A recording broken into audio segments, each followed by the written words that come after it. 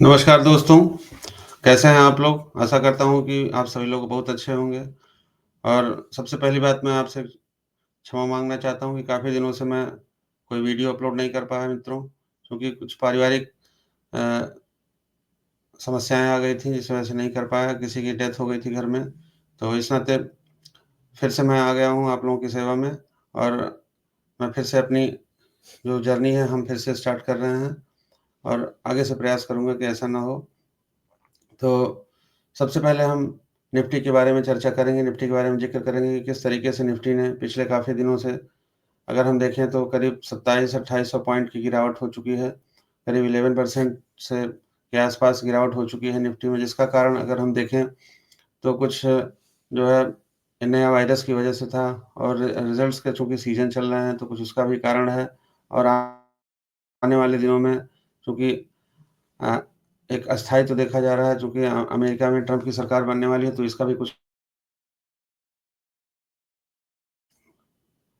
थोड़ा-सा क्लियर नहीं हो पा रही है, तो इस नाते मार्केट में गिरावट का दौर चल रहा है।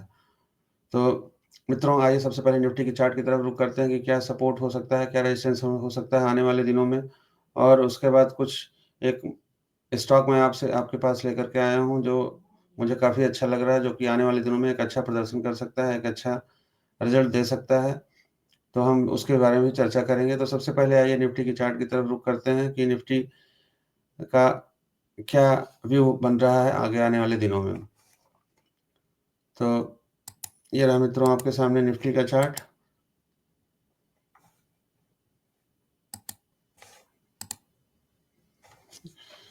तो ये रहा मित्रों निफ्टी का चार्ट आपके सामने, निफ्टी का वीकली चार्ट है ये। निफ्टी का अगले वीकली चार्ट हम देखें तो 23,200 के आस-पास से निफ्टी ने अपनी चाल को शुरू किया था और उसके बाद धीरे-धीरे, धीरे-धीरे, धीरे-धीरे ये 23,000 26,000 तक दो 26,200 300 तक ये गया हुआ था।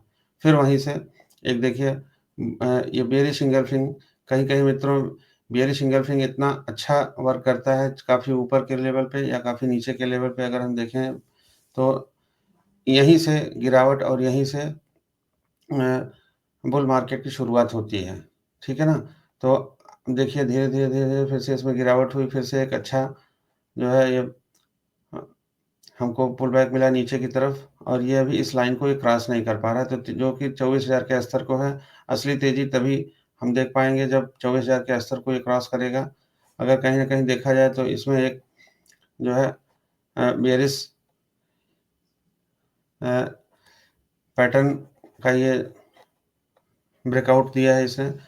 तो इसमें गिरावट अभी कुछ बन सकती है मित्रों, ऐसा लग रहा है, जो कि 23,200 तक लेके जा सकती है। जब तक 24,000 के लेवल को हम क्रॉस नहीं करेंगे, तब तक इसमें तेज़ी की संभावना से अभी इनकार किया जा सकता है। हालाँकि ये मार्केट है, कुछ भी हो सकती है, लेकिन जो एक हम आगे का कह सकते हैं, क्योंकि ऐसा लगता है कि 23,978 23,000 24,000 के जब लेवल को क्रॉस करेगा, तभी इसमें तेज़ी बनने की संभावना ऐसी लग रही है। ऐसा ही कुछ बैंक निफ्टी के चार्ट की तरफ भी अगर देखें, तो बैंक निफ्टी का चार्ट भी ऐसा लग रहा है। तो ये रहा मित्रों आपके सामने बैंक निफ्टी का चार्ट। बैंक निफ्टी में भी काफ़ी एक अच्छी गिरावट हो गई है और जो ये कैंडल बना हुआ है, ये कैंडल ऐसा लग रहा है कि कहीं न कहीं आने वाले दिनों में ये 46,000 के स्तर को भी ये टच कर सकता है, ठीक है? लेकिन उसके उसके पहले ये इसको 48,700 को क्रॉस करना होगा, ठीक है? और चूँकि अगर देखें हम, तो ये इनवर्स हेड एंड शोल्डर्स का जो पैटर्न रहा है, इनवर्स इसने इसको ब्रेक कर दिया है। ये देखिए अगर मैं इस पे एक लाइन ड्रा करूँ,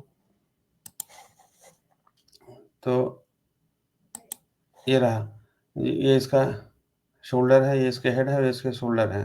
तो ये कहीं न कहीं इस लेवल को ब्रेक कर दिया है, जो कि अगर हम अ, निकालें तो 53,000 से 48,000 यानी 5,000 अभी और गिरने की संभावना, जो कि 43,000 तक लेके जा सकता है इसको।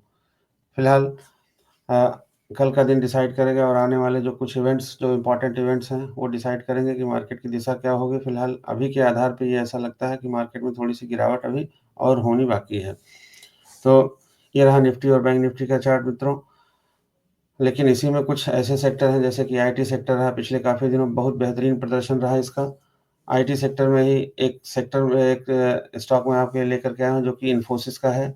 अब आइए इन्फोसिस के चार्ट की तरफ रुख करते हैं, लेकिन इन्फोसिस के चार्ट को देखने से पहले हम इन्फोसिस का कुछ जो है उसका फंडामेंटल एनालिसिस करते हैं कि इन्फोसिस का फंडामेंटल एनालिसिस कैसा हो सकता है। तो हालाँकि इन्फोसिस अपने आप में बहुत बड़ी कंसर्न है, बहुत बड़ी फ़र्म है, लेकिन फ़िलहाल इसका फंडामेंटल एनालिसिस थोड़ा-सा हम करते हैं। ये देखिए 8,16,731 करोड़ की कंपनी है। इसका करंट जो प्राइस है ना 1967 का है। डेब्ट अगर हम देखें मित्रों तो ए एट 8804 करोड़ का है, जो कि और एफआईआई की होल्डिंग 33% है इसमें, पब्लिक की होल्डिंग काफ़ी काफ़ी कम है और 14% का है ये। तो अब अगर हम इसके चार्ट की तरफ एनालिसिस करें, चार्ट का जो इसका पी रेशियो का चार्ट है, वो अगर हम देखें तो कहीं न कहीं लंबे समय के लिए इसका पी रेशियो बहुत अच्छा जो आकर्षित आकर्षित कर रहा है।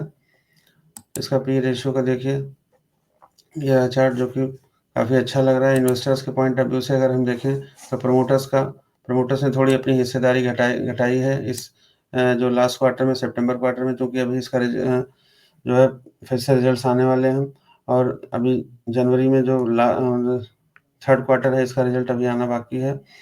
तो एफआईआईज़ के ने प्रीवियस क्वार्टर में भी बढ़ाया था। देखिए डीआईएस ने भी थोड़ा-सा बढ़ाया हुआ है। गवर्नमेंट ने और पब्लिक ने काफ़ी कम किया है। तो कहीं न कहीं एक जहाँ पब्लिक की शेयर होल्डिंग कम होगी, वहाँ उस शेयर में कहीं न कहीं हमको तेज़ी देखने की संभावना मिलती है। तो अब आइए हम इन्फोसिस की चार्ट की तरफ रुख करते हैं और जानने की कोशिश करते हैं कि इन्फोसिस मुझे क्यों अच्छा लग रहा है। किस फंडामेंटल के एनालिसिस पे, किस टेक्निकल एनालिसिस पे इन्फोसिस अच्छा लग रहा है, उसको जानने की कोशिश करते हैं। तो ये रहा मित्रों आपके सामने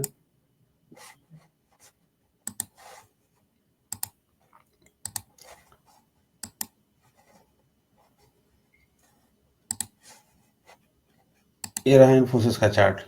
इन्फोसिस का चार्ट अगर हम वीकली बेसिस पे देखें तो देखिए जिसने जो ब्रेकआउट किया है, ये एक बहुत अच्छे हैमर कैंडल के साथ किया है। और मित्रों ऐसा देखा है मैंने कि जब 2-3 हैमर लगातार बन जाते हैं तो उसमें तेज़ी बनती ही बनती है। ठीक है ना? अब आइए अगर इसका मंथली चार्ट हम देखते हैं, तो मंथली चार्ट पे अगर एक बार हम देखें तो 2021 के लेवल को, 2022 के लेवल को इसने ब्रेक किया है और काफ़ी अच्छी कैंडल के साथ ब्रेक किया है। और अगर डेली बेसिस पे हम देखें, तो डेली बेसिस पे भी काफ़ी अच्छा ब्रेकआउट हुआ है, जो कि एक फ्लैग पैटर्न का अगर देखा जाए तो ये ब्रेकआउट हुआ है। ठीक है ना? तो इस दृष्टिकोण से मुझे ये शेयर अच्छा लग रहा है मित्रों और आप इसमें देख सकते हैं, समझ सकते हैं और अपने वित्तीय सलाहकार से संपर्क करके ही अपने इसमें पोजीशन बना सकते हैं।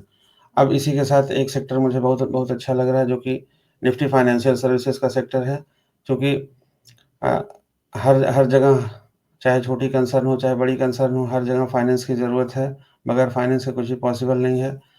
तो इसी में बजाज फाइनेंस तो है ही, लेकिन इसी का एक और है बजाज फिनसर्व। तो बजाज फिनसर्व की चार्ट की तरफ हम देखते हैं और जानने की कोशिश करते हैं कि बजाज फिनसर्व क्यों अच्छा लग रहा है। तो ये रहा मित्रों आपके सामने बजाज फिनसर्व का चार्ट।